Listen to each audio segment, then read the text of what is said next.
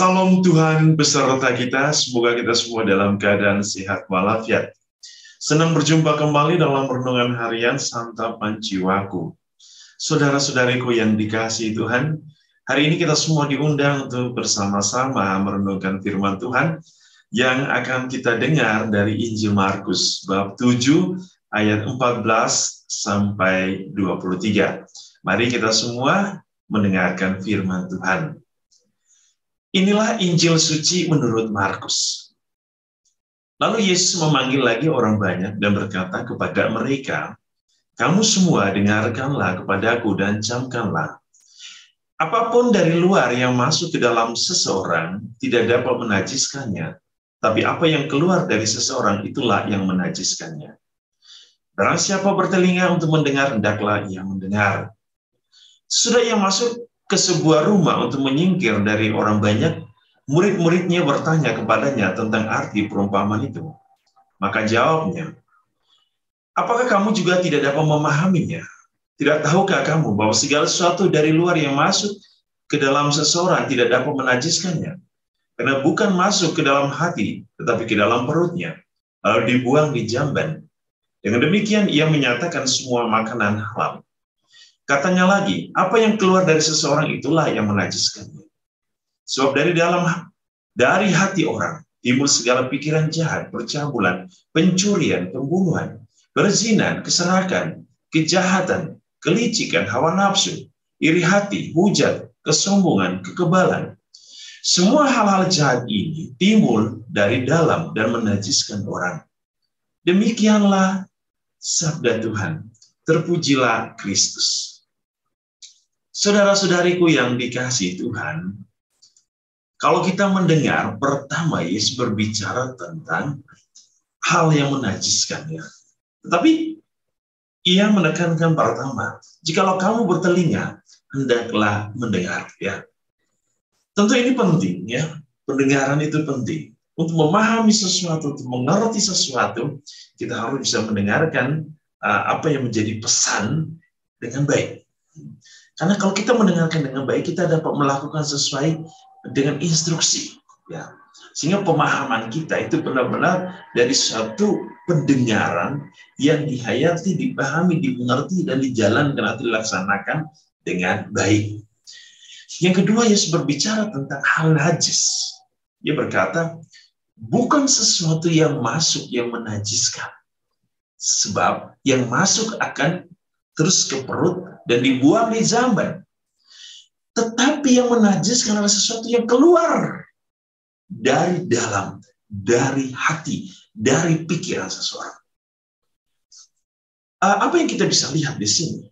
Pertama, Yesus mengatakan semua makanan adalah halal. Saya berbicara dalam konteks penciptaan. Segala sesuatu di dunia ini hasil karya Allah. Hasil tangan Allah. Hasil cinta Allah. Semua yang kita miliki adalah hasil dari berkat Allah. Jika semua di dunia ini adalah hasil dari Allah, maka segala sesuatu adalah halal. Siapa yang bisa mengatakan bahwa Allah itu haram? Tidak. Jikalau Allah menciptakan sesuatu dari tangannya yang kudus, tangannya yang diberkati, tangannya yang kita ungkapkan sebagai Allah yang Maha Kasih, Allah yang Maha Besar, tetapi kita menajiskan apa yang diciptakan oleh Tuhan, apakah tidak ini menjadi suatu kesalahan terbesar dalam hidup kita? Saudara-saudari, intinya segala sesuatu yang diciptakan Allah itu baik.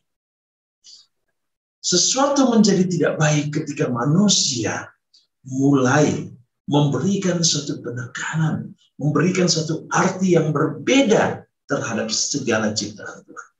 Yang akhirnya apa? Manusia mengharam-haramkan.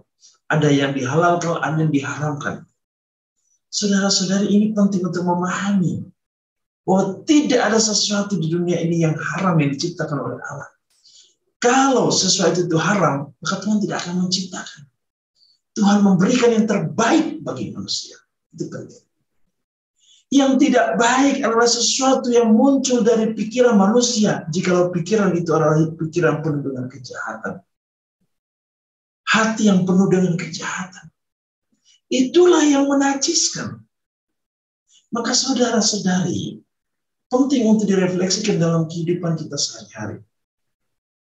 Bagaimana kita bisa mencintai Allah tetapi kita mengharam-haramkan karya dan ciptaan Allah.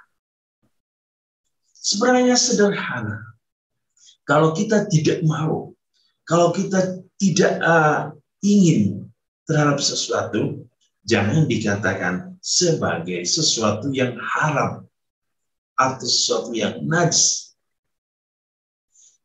Jauh lebih indah kalau kita tidak mengatakan dan kita menghormati apa yang telah diciptakan oleh Tuhan. Saudara-saudari, itu yang pertama. Yang kedua, ada sesuatu yang lebih baik dari ketika kita berbicara tentang haram dan halal, yaitu menjaga pikiran dan hati kita agar ungkapan, agar perbuatan hidup kita itu tidak menunjukkan sesuatu yang najis, sesuatu yang tidak berkenan, sesuatu yang bersifat jahat. Sehingga proses mengintrospeksi diri, memproses hidup kita, melihat bagaimana cara hidup kita, cara berpikir kita, cara bertindak kita, cara kita memandang dunia, memandang orang lain, itulah yang harus kita perhatikan.